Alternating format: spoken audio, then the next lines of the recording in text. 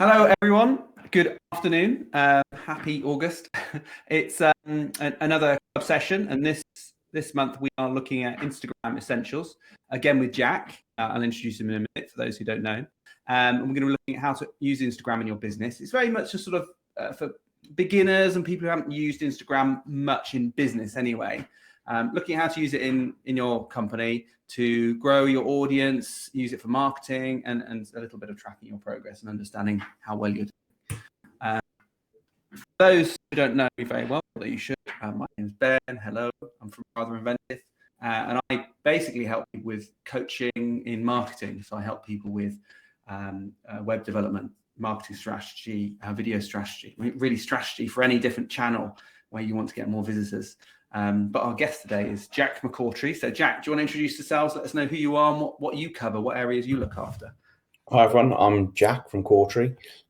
We predominantly work with people looking at their social media and digital marketing, everything from helping them put together a bit of a plan and a strategy, so you have something to work towards, something you can track, and we'll work with people all the way through to sort of account management, so developing content, setting up platforms, helping people with their social media advertising. We also look at other areas of content, so it could be sort of website content, newsletters, blog writing, and help people that need a little bit of guidance, but also possibly don't have the resource to do some of their marketing activities online. Yeah, and we work with Jack with a few clients, some on a regular basis, some on ad hoc. You know, Jack's definitely worked on some of our web projects. In fact, Jack, you've been great in terms of referring us some web projects as well from some of your clients. So, you know, I mean, if you need any help on that front, whether it be copywriting, or actually what's really handy is just Jack managing all social media for you and coming up with articles. I know a number of our clients use Jack for that, which is very handy. I know that sort of thing can be very time consuming. Thanks, Jack. So Jack's going to be talking to us about Instagram and taking us through the basics. And hopefully later, later in the future, probably next year, we might be picking up a few, or we might do like an Instagram, a more advanced course, and pick up some of the other social channels as well. But we'll see how we go.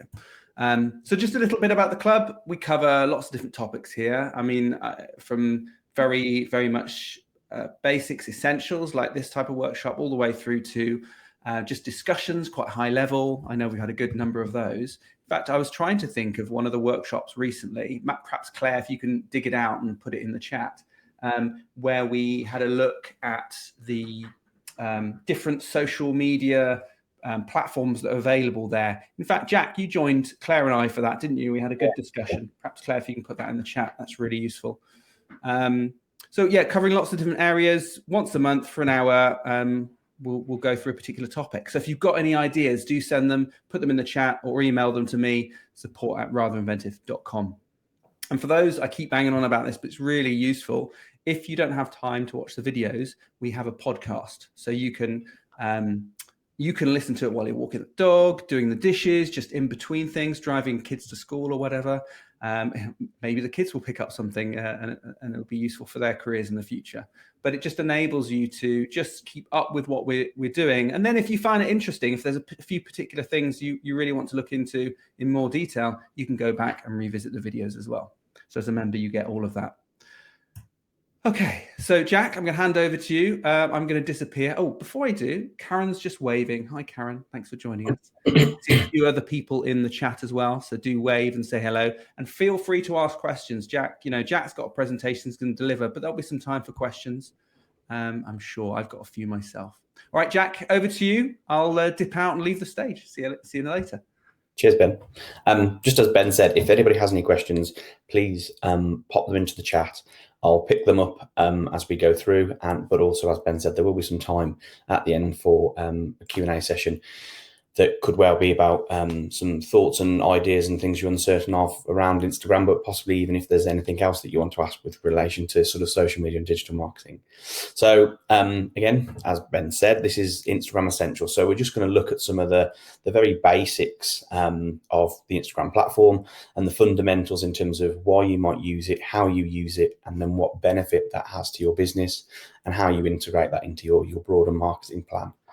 So the first question, why are small businesses using photo sharing apps in their marketing? So as we've probably, the fact that everybody's watching this, is that we're aware of what's going on in terms of the world of social.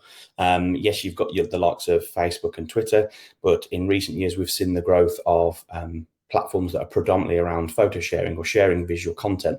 So we have Instagram, Pinterest, there's Snapchat and TikTok. And I think this is all essentially being driven by our appetite as, let's say, users, not let's say business owners, as users for that visual content. This is something that we all engage in. And if we look specifically at Instagram, this is open for businesses of all shapes and sizes. And we spend a lot of time talking to organizations across all different sectors at different stages of their life. And they'll all be at different sizes about why do you use or select a certain social media platform. And it all has to be focused on, is your target audience using it? And also, are your competitors using it? And as we'll see over some of these slides over the next sort of few minutes, yes, there are the big sort of global names that everybody's aware of, but also it's how you as small businesses can look at trying to identify where's your sort of niche within this platform. It's a great way of bringing a visual element to your digital marketing and your sort of online footprint. Visual, and even if it's photographs or videos, is paramount for all businesses now across all social platforms.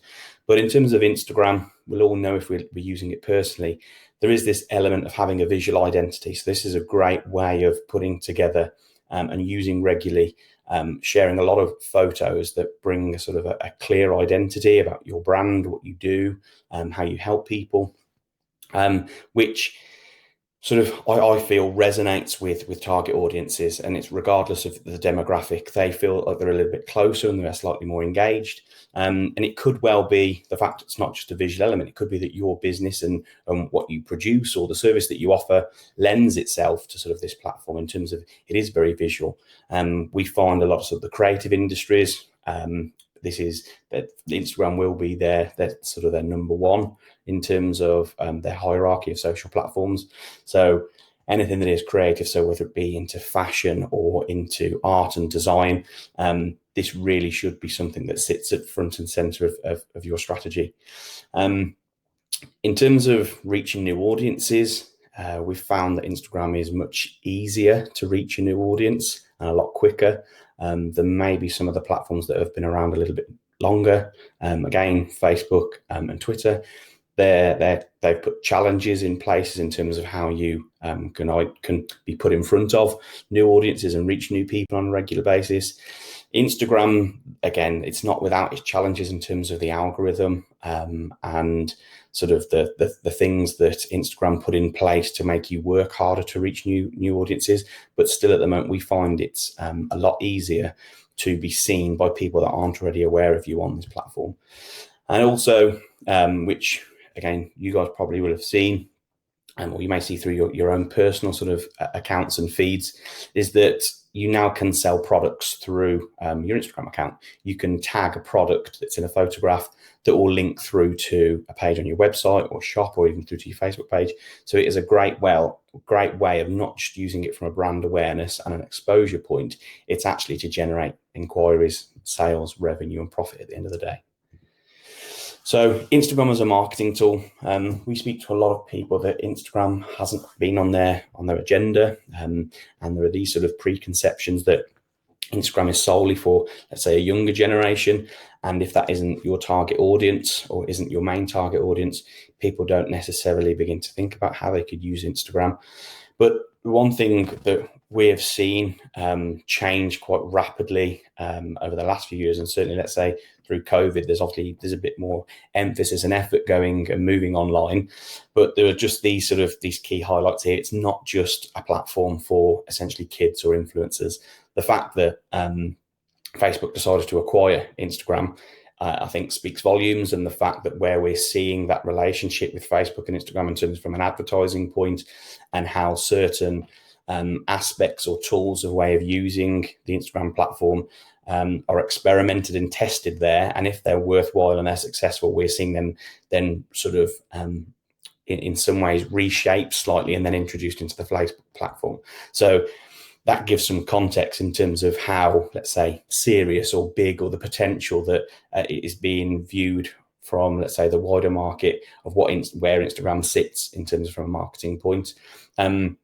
And again, sort of that second screenshot at the bottom in terms of how it's changing the physical retail space. Again, this has been rapidly sort of speeded up over the last sort of 18 months because the pandemic and things have been shut down and the economy has been shut down. Instagram's been a great way of identifying the new audience, reaching a new audience, having a conversation, but also and possibly to bring your business online, as we were saying in the previous slide. The way that your ability now to sell products through Instagram, through tagging them, has been vital, certainly for some small businesses, and that's possibly something that will continue. We're also seeing some of, let's say, the larger brands who let's say have been slightly early adopters of Instagram. They're now changing the way they use things, and yes, they have a physical footprint in terms of their retail stores. We're seeing this in a lot in fashion and sports and sort of leisure. But they're also then driving some of their e-commerce sales through launching new ranges and looks, and how that is complementing and possibly in some ways replacing some of the revenue that they're generating in their stores and their physical footprints. So this point is really just to highlight that there is that you do need to take Instagram seriously if you're going to use it, and that there is a great deal of potential there. So who uses Instagram? And as much as I mentioned in the first slide, sort of why a small business is using it, it's about going to have a look at some of the large companies and who should be using this platform. And as I say, it has been known that it lends itself more to a visual business, creative business, possibly those that have a product to sell, as I've just mentioned about sort of you're able to tag products. But it's important to look at the different ways and means of using it. So if you're in a service industry, if you're in a B2B industry, there is still a benefit and there is still a role a role for Instagram to play in your digital marketing strategy. Certainly these two examples on the left and the right here in terms of Xero, the accounting sort of platform, and Barclays Bank, it's how they're using it to engage, let's say, a younger audience, but that is also changing. That demographic is sort of, it is blurring in a way. There is an older demographic using Instagram, but in terms of what they're posting and how they're engaging with people. And I felt these were great examples in terms of the imagery that they're sharing is to look at the benefits of using their services. So using Xero for your accountancy or banking with Barclays, it's sort of what are the benefits of you working with them. So Xero, and we've probably seen this from their advertising and content elsewhere, whether that be traditional forms, certainly from television advertising or even on social, it's very much sort of the efficiencies and the time saving that Xero provides you, which then allow you as business owners to go and do something else, whether that be to free up, to give you some more free time, or to go and do something else within the business. This is the imagery that they're trying to convey here. I think they're also trying to communicate the types of people that they work with. So startups, people that are sort of fairly tech savvy, and the content is targeted at those type of people. So within the image, it's very much the businesses that they're working with, but also looking at the way that business or work is conducted within their target market. And so it's very much sort of lifestyle focused. The same with Barclays, as you can see from the right-hand side. It's very people driven. So as much as we think, how can someone use a visual, a photo sharing platform to talk to us about I don't know, mortgages and banking and sort of rates and being a sort of a commercial lender, when you think that's possibly their marketing would be more text driven. But in actual fact, we can see here, again, this is more focused around lifestyle. Then we have the one in the middle, which is an example of, as I was saying, it's very focused around sports and fashion, which Nike obviously sits at the heart of this.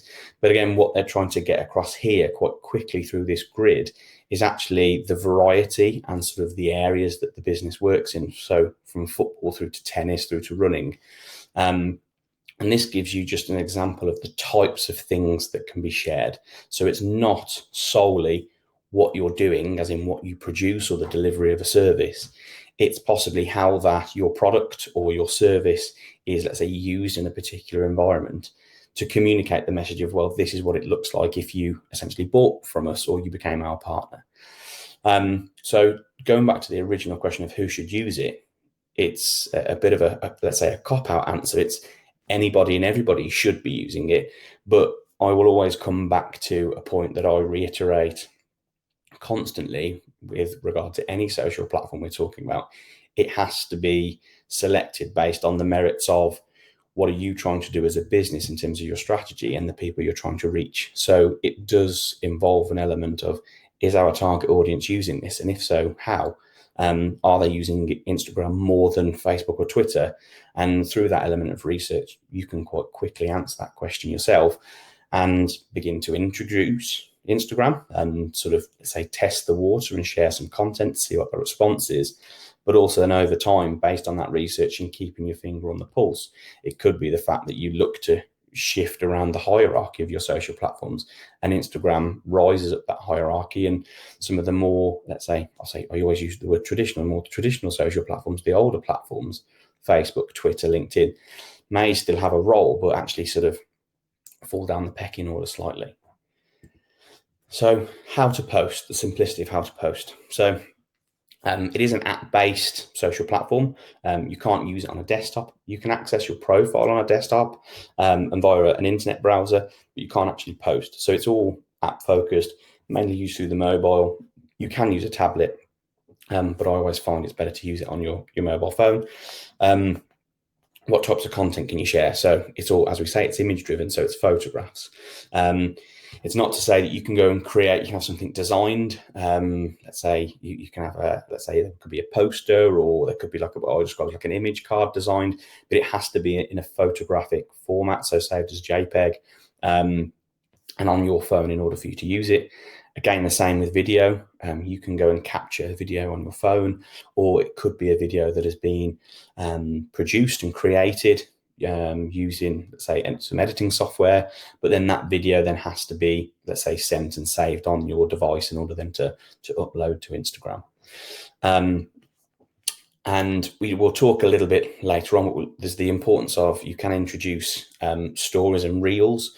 So for those of you guys that don't know, so videos and photos can be posted on your grid, very much like the images on the previous slide.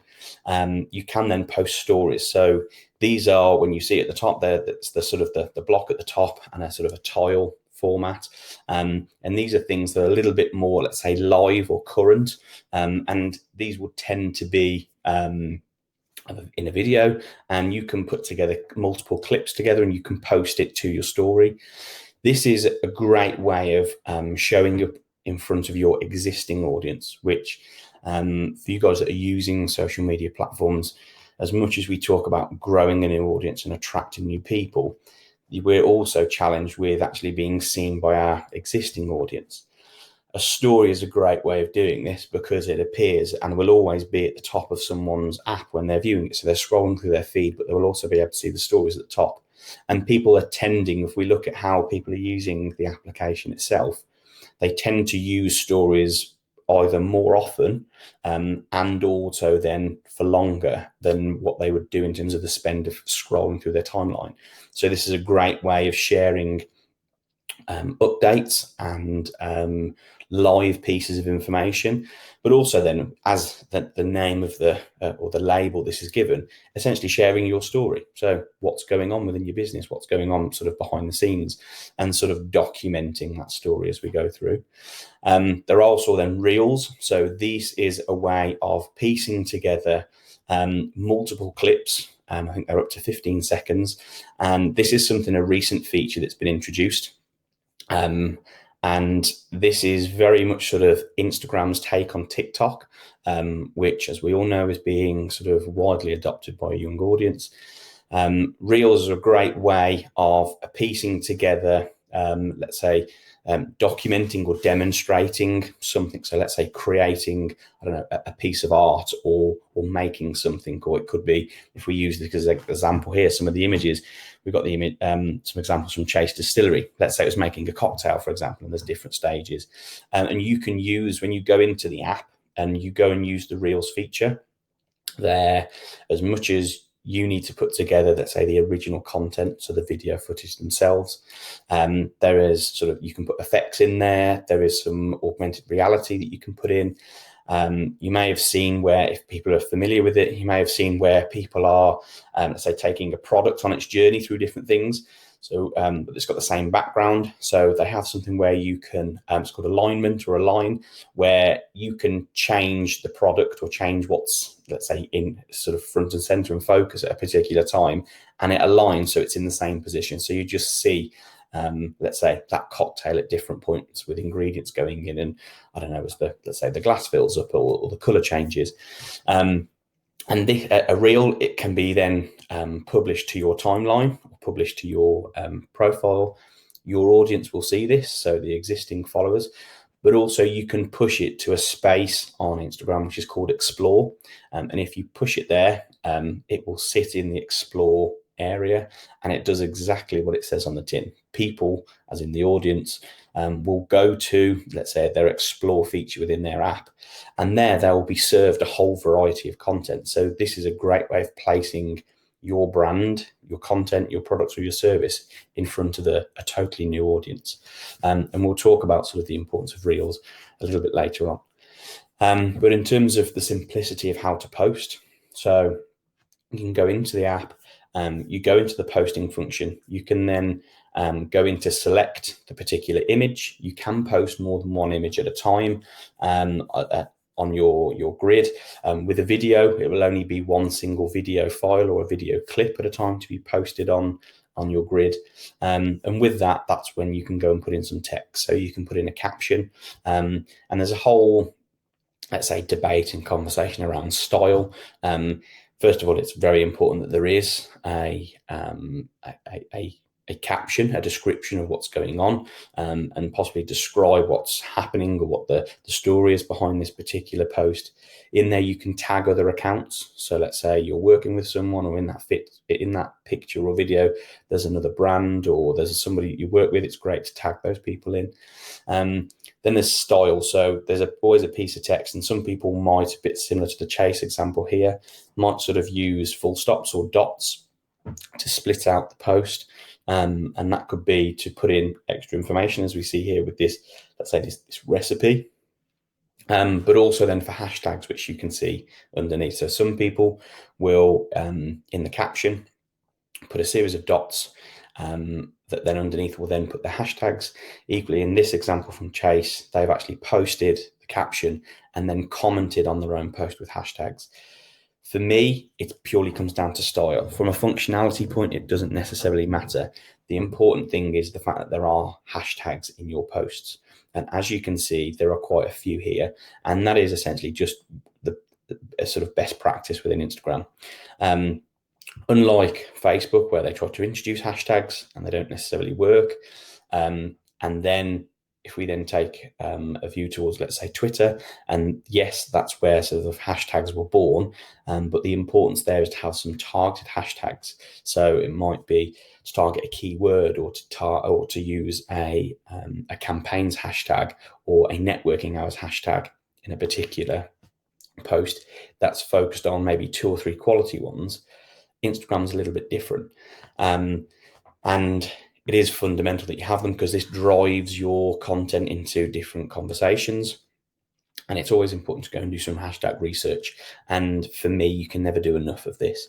So this is to go and look at what your competitors are doing, what are they using, how are they using it, how often are they using a particular hashtag, but also then to go and look at some of your target audience. And as we can see here, like any other platform, hashtags, you can click on there, a link. But the beauty within Instagram is that you can see how frequent people are using it. So you might come across a hashtag and you click on it, and it may not have been used for 6 months, or it might be used by maybe just a handful of accounts, and they're using it fairly sort of sporadically. But what this should do, and where you can go, is once you do this research, you can see that there are X amount of posts. So you want, let's say, not necessarily high as possible, but you do want to know that there is enough of a conversation that has warranted tens of thousands of people, or hundreds of thousands, or millions of people to post content with this hashtag. It means there is a conversation out there, there is an appetite. but it will also show you frequency, how popular they are, and also total numbers. And when looking at hashtags, I try to break it down into a couple of different sort of distinct areas. So there should be a group of hashtags that you use in sort of the majority of your posts. And these are what I describe as brand hashtags. So things that are fundamental to what you do. So what markets are you in? What is the product or products that you're sharing most often? Because then you need to be seen regularly in those conversations and using those hashtags. There are then those where I describe as sort of the keywords that, let's say, sit around that particular image. And that might be the location that you're in at a given time. It could be a season that is currently happening at the moment, and or this image in this post is related to. And then there are what I describe, let's say, the more obscure hashtags, and these come through research of competitors and your target audience. And it could be a phrase that has been mashed together in 3 or 4 words, and it looks like just a jumbled up sort of bunch of letters. But in actual fact, when you go into it, there is something that's a little bit more in depth and a little bit more niche, and will push you into a slightly different conversation. So you should have, first of all, have a core, let's say 6 or 7 hashtags you're using constantly all of the time, so you're showing up in those conversations. And then you should take a view of each post and try to pull out, let's say, again, another 4 or 5 hashtags that are related to that particular image. So what's going on? What's the context of that image? And that will add, again, some variety. So you're pushing and pulling the content into conversations where you're established and conversations where maybe you're not so established, but your target audience reside. And it is important just to keep on top of hashtag research. So I have got a few questions that have come in. So I think they're all from Claire. So does it matter if your images are more lo-fi, unpolished images which haven't been photoshopped to the hilt? Well, that's a very good question. For me, I like to have a bit of a blend, or I would encourage our clients to have a blend depending on what they're doing and depending on, let's say, the brand that they stand for.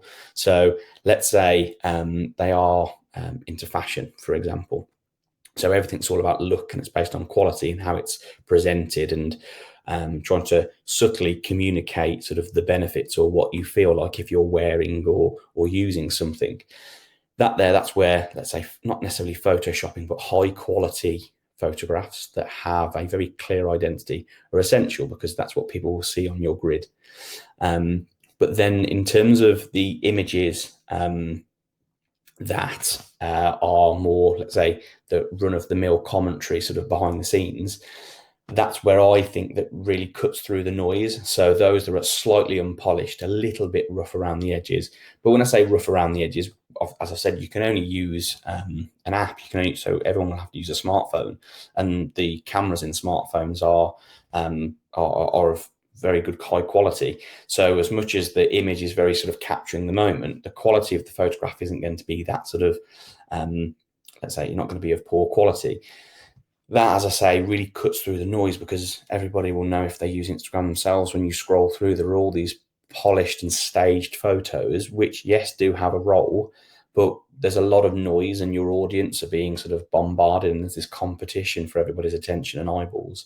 So those that sort of have some personality, and this is what's going on in the business, as opposed to this is what we want to sell to you, what we want to buy from us, I think that actually has a role as well. So I think it does.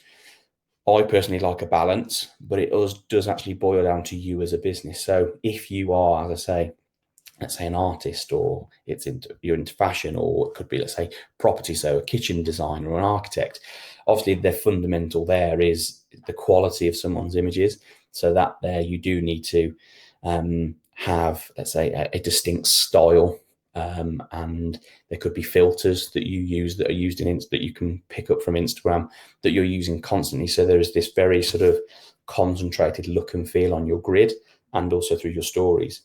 Claire also then asks, is there a hashtag generator or directory you would recommend to find out which popular hashtags you should use? Yes, there are websites out there that you can go and use, and you can put in your a particular topic. I don't particularly use any, and we don't encourage our clients to use them, because sometimes I find them it can be a little bit distorted. I am a massive advocate of staying in Instagram and using it and doing some sort of spending the time and investing the time to do some cold hard research, because that will give you the most up-to-date information. You'll also then be trying to find people that you know of, and there's also that chain reaction. So when you go into a hashtag and look how popular it is, it's then worthwhile actually looking at the particular accounts that are using it, whether that's from let's say a competitor's point or someone similar to you, or even from an audience perspective. It's important to delve a bit further into there and see what they're doing themselves. So I'm a massive advocate of spending the time, investing the time in Instagram and pouring through hashtags and then collating them into, let's say, a Word document or a note, let's say on your phone, where you can lift them and copy and paste. But there are websites out there. I can probably share with Ben afterwards a couple of links and names to websites, and we can include the links to in this video when it's published. What's the minimum and maximum number of hashtags one should try and use per post? I always say I try and always aim for 10 as a minimum, but also 10 as a nice number as well. So don't worry about trying to get 20, 30 hashtags into a post.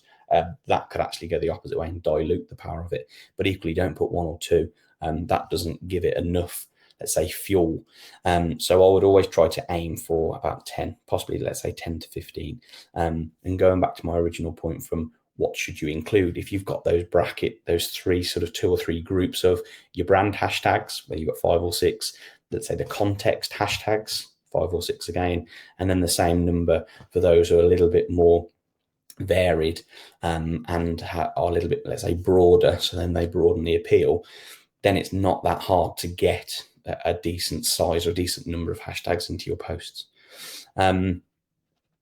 And then Ben asks me here, he didn't see where you can see the hashtag stats, and where do you find this in Instagram? So if you click on a particular hashtag, that will then take you into a window that will list all of the posts. And right at the top there'll be 2 figures. One will be the number of posts, and then you can flick through. So there'll be the top and then the most recent, but it will also then give you the number of posts that have been published onto the platform at that given point using that hashtag. And then underneath that, as I say, you can then look at top and most recent. So top is the top most performing. So those are the people that have got the most reach or the most comments or the most likes. And most recent does exactly what it says. It gives you in a chronological order the most recent post. So that's where you can flick through quite quickly and find out how frequent people are using these hashtags and if it's a worthwhile conversation sort of getting involved in and contributing to. Planning content. I mean, this is fundamental for all platforms, but nevertheless, it's really important for Instagram. And as much as we say it's a great visual platform of, let's say, capturing the moment, which is great, so because you don't know when things are going to happen, it is really important that you're actually planning what you're putting together. And you should actually go back to, let's say, your social media strategy or plan for some inspiration.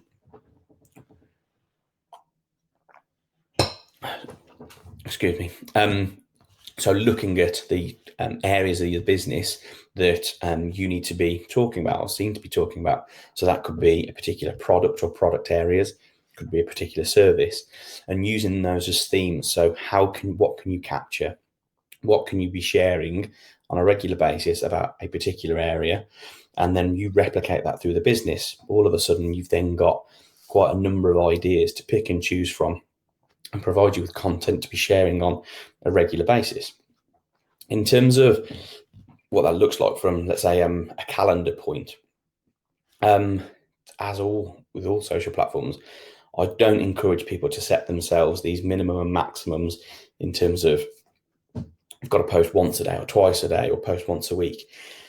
It's always the same thing. You've got to be using it frequently in order to be seen, because if you're not using it, you're not going to be seen. But it has to have some value. You have to be communicating something that's of interest or some important details and information. So it probably has got to be multiple times per week. But adding that variety into that, so talking about different areas of the business makes that easier.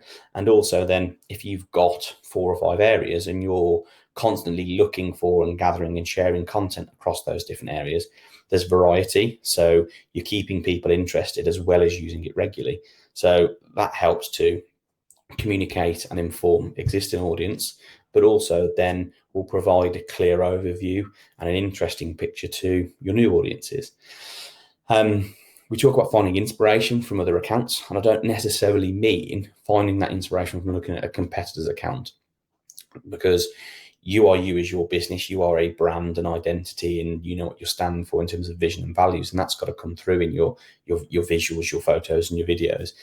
But it's important possibly to have your eyes and ears open when you're using Instagram, possibly personally, to look at brands that are not necessarily competing directly with you, but you have a target audience in common.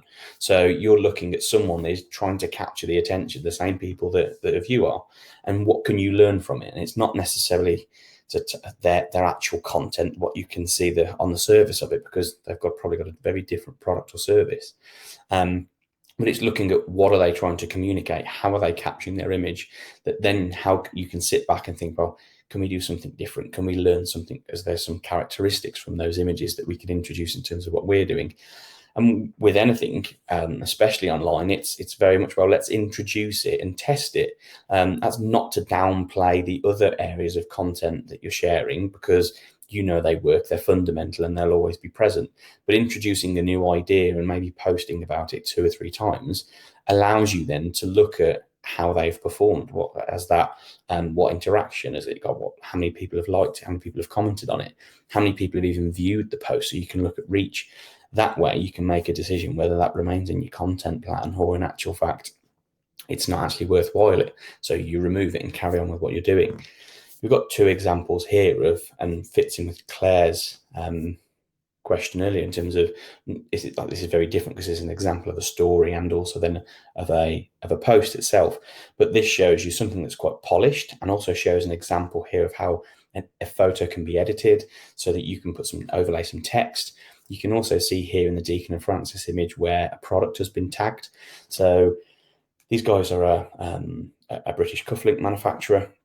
So roughly everything is fundamental around sort of fashion and style and what the look is. So you'd naturally expect those images to be, let's say, more polished. But equally here, there's a pub from the Cotswolds where this is an example of actually someone approaching the pub. So let's say there's a new customer or someone that's passing by.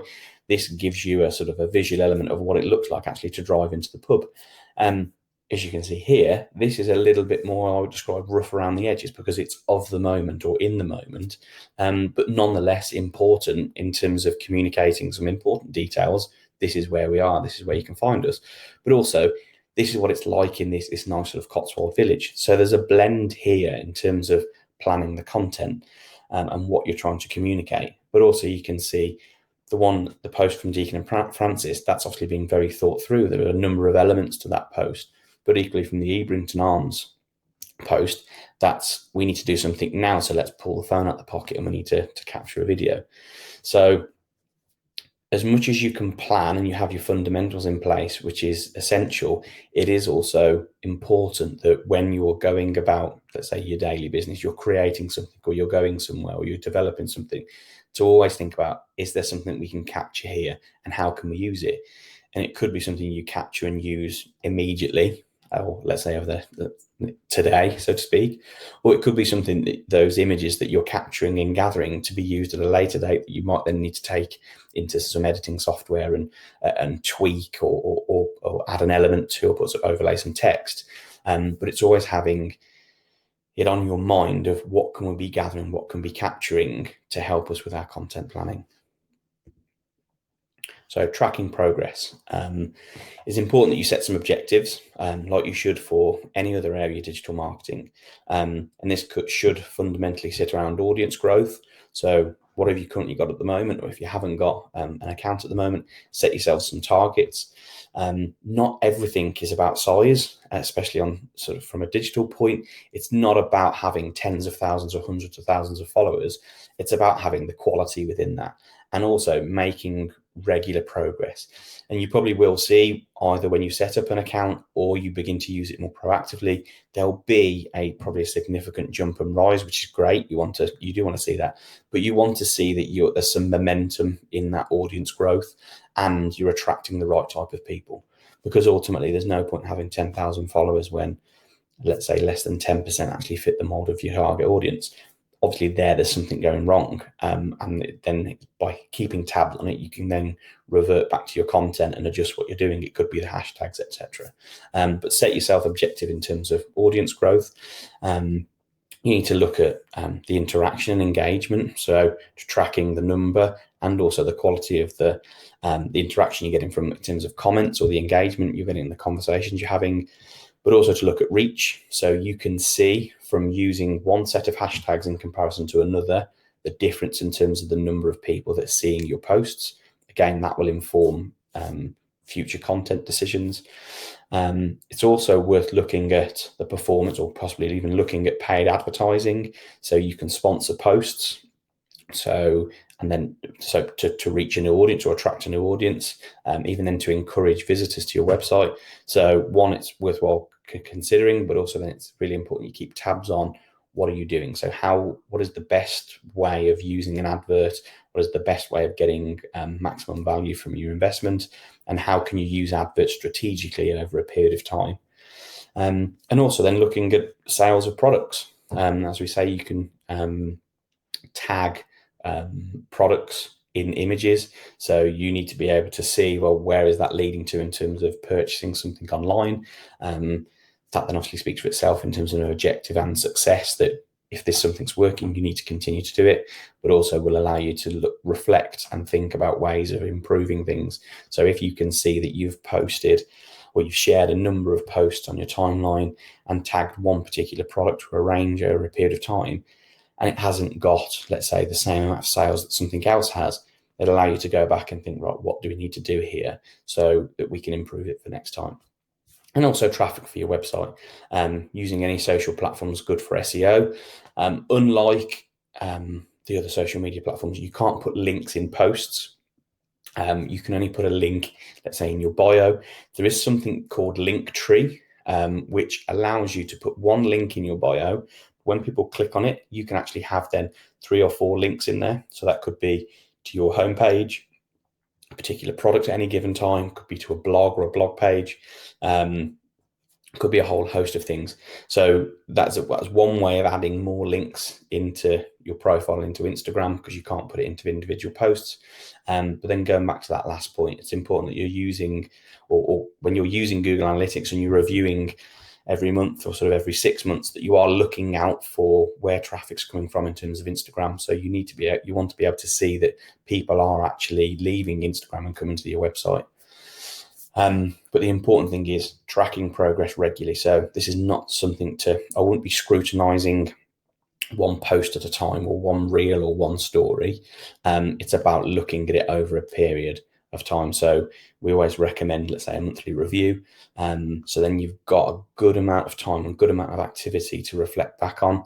And again, those more, let's say, longer, more periodical and possibly more in-depth reviews. So your 6 months and certainly then your 12 months, which allows you then to review your progress, make any changes and set some new objectives. But like any platform, this is not just something to use because it looks nice and you're sharing great images. It has to have a role. So in order to warrant the investment of your time, you need to be looking at what's the benefit, what's it doing for you and your business online.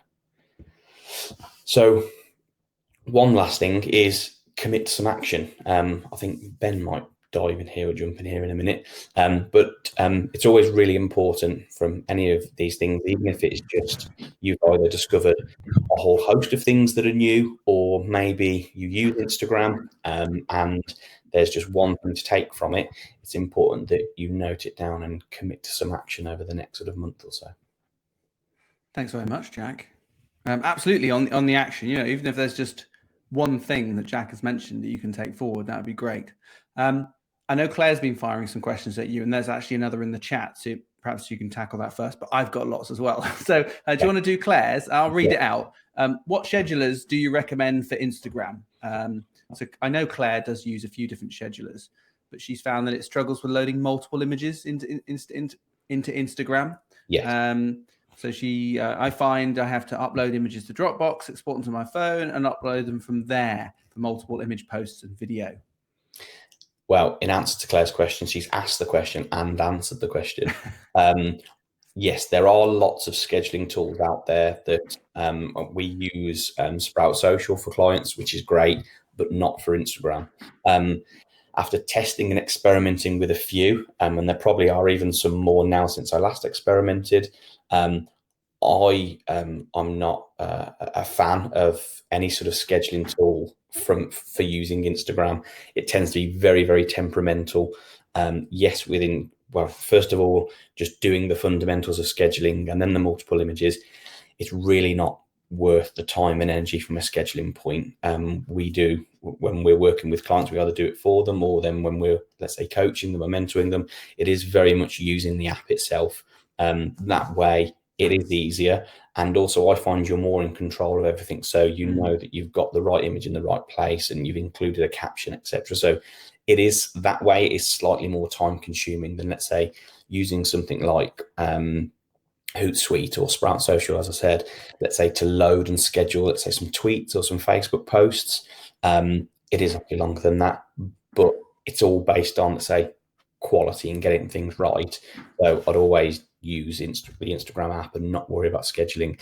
We find to get part of the way there is when we're doing our content planning, or encouraging someone to do their content planning, is do it more from a diary point. So you're scheduling a time to post as opposed to scheduling the post just as a reminder to say, right, today at 10 o'clock or today at some point, we need this post to go out, as a bit of a reminder. So you can, from a time efficiency point, it's good to then prepare and gather the images and maybe write the captions and post and maybe the hashtags. So it really is as simple as just picking up those three components and putting them into Instagram. So that saves you some time, but not, let's say, a scheduling tool as we know it, in terms of loading the information and telling it a time to go out, because my own experience, it's not very good. No, it does seem that Instagram doesn't play well with these schedulers, or if they do, they restrict it in some way. Yeah. And actually, a lot of the platforms do that.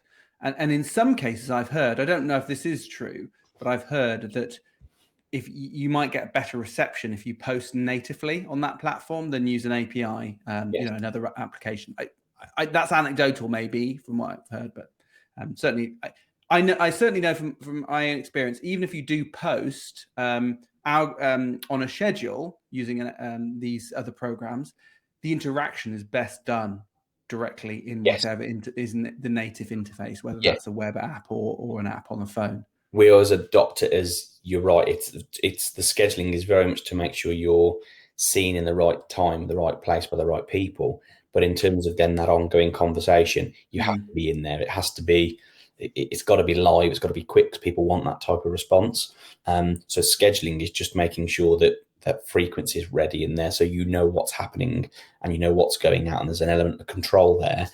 But in terms of to have those in-depth conversations and to really build up that engagement, you have got to be, so let's say, present in those platforms. Absolutely. Okay, so I've got a few questions on Reels. So you did mention a little bit about it, but is it similar to TikTok? So TikTok is another platform that people will have heard of. Is the sort of content similar to that? Is what it's trying to achieve similar to TikTok? Yeah, it is. It's Instagram's version of TikTok. I think it's probably been born from the massive sort of move over or sort of take up of TikTok accounts by a younger audience, where Instagram have sort of, let's say, stolen some ground from Facebook and Twitter, and they're still trying to keep this younger demographic within the platform and using it. So by trying to replicate it and seeing those similar things, that's their effort to keep the audience, so to speak. In terms of what does it do, it is just a way of putting together multiple clips quite quickly. And it could be, people might use a reel to communicate one particular, let's say, aspect where there could be 4 or 5 elements to it, which is a great way of getting across possibly quite a drawn out process very quickly, and communicate messaging very quickly. And I think, why is Instagram doing it? Yes, we mentioned the TikTok point, but I think it's just like all platforms. They will introduce something new. They expect then the users to adopt it, as in us as, let's say, as in our personal lives, or then as businesses, to use it, which then they prioritize to put in front of people. And that, whether it's a reel, stories were the same previously, but we are seeing ourselves, reels are playing, let's say, they're playing a bit more of a valuable role in their early stages, more than the value of, let's say, the story, because a reel can go and sit on your grid and sit on your platform, so it's there's a long-term value to it, as Those well stories as are separate, aren't they? They're very stories short only have term. a 24-hour time span. I know.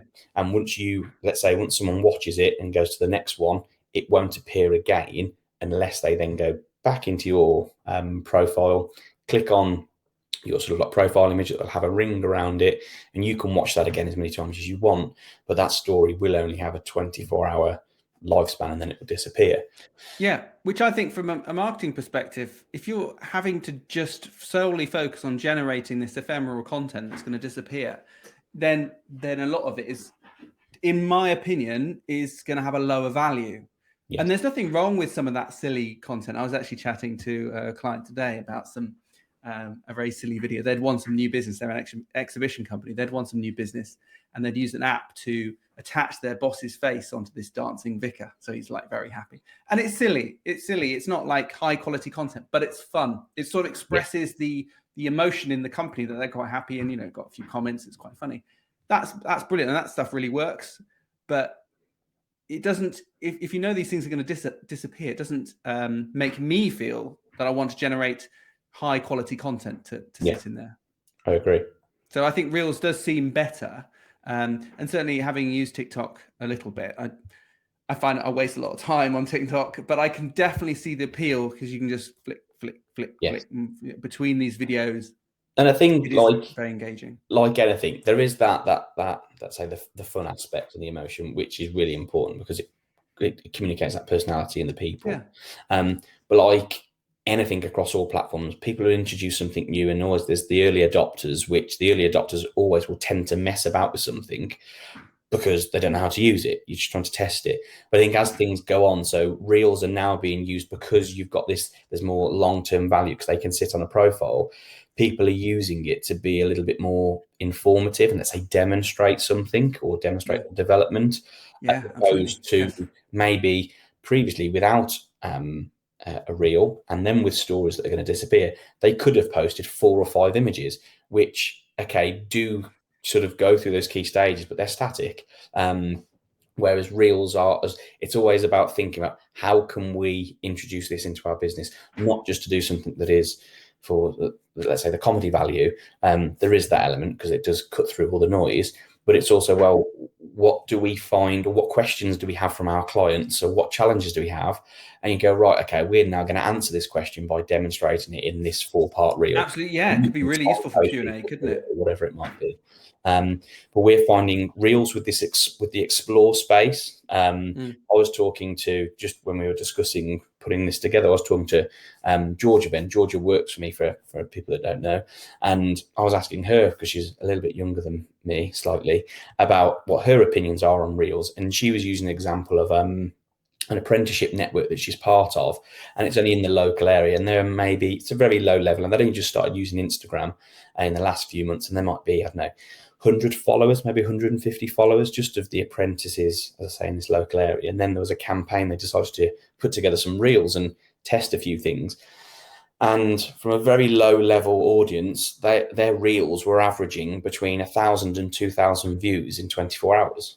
And that was because the content and the messaging and the campaign, but the fact that they were pushing this to this explore space, and not solely creating a reel that sits on their own profile that will be seen by their existing audience. So that just shows, from an exposure point, it really is quite valuable. Yeah, and you were saying about the people who excuse me, jump on things first. I think Instagram is going to give you a little bit of a boost probably if you're producing reels at the moment, because Yeah. it's still fairly new. So Yeah. if you're going to do it now, would be a good time probably to Yes. do it. You did mention this a little bit, but I wanted to see if there was a way around it. Obviously, you can't paste links in posts. So you were saying about having links in your profile, and some people using these sort of link aggregators where you link to that page and then it'll showcase all your links. Can you have multiple? I don't use Instagram. I will hold my hand up. I try and focus on a few channels, and Instagram's not one of them. But can you have multiple links in your profile? No, so you can have one link in your bio. Just one. So people will tend. So how do people drive traffic? Because that's what my job often is to help people drive traffic from whatever they're putting out there, whether it's SEO, social, email. And for me, I look at Instagram like, oh, how do you do that? Because you can build up a brand, sure, and get people interested in that. Then maybe they'll go over to clicking on your profile and then going through that way. And that's what essentially you are reliant upon. You're reliant upon creating some noise yourself, creating this look and this feel, bringing people close to you. Hopefully amongst those people, you're then probably having a conversation with people, or there's some sort of engagement. But within that number, you're then reliant that hopefully that content is interesting enough and engaging enough that they feel inclined to go into the profile and then to click on that link. There is within that's sort of like the expectation. That's what you want people to do. You can encourage people in some of your posts. So people will put either in a caption, sort of the link in our bio, this will take it to a particular page. So what we either find as a let's say as a general rule, that one link will always be to a home page, or sometimes you might change it up because there's a particular product or right, so you could update it depending on what's current. And then there are these aggregators. There's something called Linktree. So in there, you just have one link to your Linktree account, which will then hold 4 or 5 links, which again, you can change as much as you want. But it does come then back to maybe something in a story or in a video or even in the actual caption that you either say something to camera or you actually type it out to find out more information or for further details. Yeah. You can go and view it here. And that's where that challenge becomes, it's a challenge because you've got to remember to do it, as opposed to, let's say, when we're in Facebook, we always, yes, it could be you're just putting something out there for engagement. So you just put a caption or a post together and then an image, and you don't really want them to go and visit the website for that particular post. But probably 8 times out of 10, 9 times out of 10, there will be a link to a blog or something else. So naturally, you always take that link and put it into the post. The same for Twitter, the same for LinkedIn. Instagram is very different because you can't do it. So you've got to remember to signpost to somewhere else on the profile to then get them to move to the website. So that's where it is a challenge to drive that traffic. Yes, that's what I thought. Good, thanks for that, Jack. So just one final question. Do you have any recommended accounts that are worth following who do Instagram really well? I mean, it's a bit on the spot, really, but maybe are there any accounts where you go, actually, I follow these and they do it really well? If you want to learn how to see what really good content is, these guys do it well. That is putting me on the spot. If you don't know now, don't worry. You give them to me when you give me the links for the hashtags and other directories, and I'll make sure it's as part of it. Yeah. Because I think it's quite nice for people to see what we think is good. Yes. And then they can take it from there. And I think, like anything, what I think is good. So I want to share these links. This is just somewhere where we would signpost people that we're talking to, people who are viewing this and attending this, just for general inspiration. Like anything, there's nothing that is. I mean, as we all know, we can go and find something that is really awful because people obviously haven't put any thought behind it. But in terms of anything that is good, it's not sort of how do you grade good? And I don't think there is any grade. It's because it's all about developing and molding a Instagram in this instance, but any platform to your brand and what you're trying to do. But there are some examples of, let's say, best practice. So how people piece their grid together. So how you use, let's say, photograph against things where there might be some text driven. So there is, wherever you go, there's this set pattern as you flick through someone's timeline. I've seen that a lot. I mean, people spend a lot of time posting in the right order to generate a pattern. Yeah. So that there's a bit of I wouldn't say an art, but you've got to be doing things at certain times, like bursts of posts, so that everything as it bumps down the grid, it still fits in that pattern. So when I share these links, it's very much, look, here are some good ideas and there are things to pull out from them. It's not to say you have to do it like this. It's got to be uniform, or it hasn't got to be uniform. Because even some of the best Instagram accounts are those that are that sort of, say, varied. In terms of when you look at, let's say, the first 9 images on someone's, let's say, the grid or their tiles, as opposed to those that are in, let's say, in uniform. So there's no set right or wrong. It's more about going to find inspiration. Okay, well, yeah, after we finish, let us know if you've got any. So we'll finish there. I'm just going to tell you a little bit about the club. So tell your friends, if you've enjoyed this, this is a 30-second one. So we've got another 31 of these different videos, lots of different ones. If there's any particular topic you think we may have covered, ask and I'll point you in the right direction. I'll send you a link to it. And if we haven't covered it, then we'll put that in a backlog to look at in the future. But do tell your friends. And if they want to come along for free, just let me know. Just send me an email. And then I will put them on the guest list for next time so they can come along and see that one for free. Yeah, so just or send them to ratherinventive.com/club and ask them to sign up.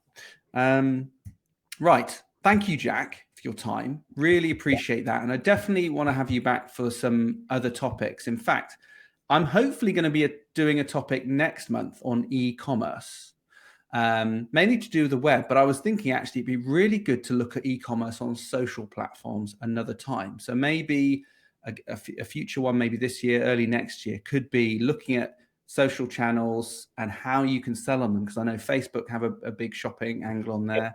Instagram, you can tag products. So I think that would be something that could be really useful for people as another way of selling our wares. Okay, so the next session is on the 28th of September at 1 p.m. And as I said, I'm hoping to do e-commerce because I'm actually preparing a 3-hour workshop for one of the growth hubs. So I'm going to take some extracts of that and pull that back into our club for you guys. And I will do you first as a tester, so you'll get to see it all first. So yeah, thanks again, Jack. Thanks for everyone for coming on, and I will see you all in September. Take care and see you then. Bye-bye.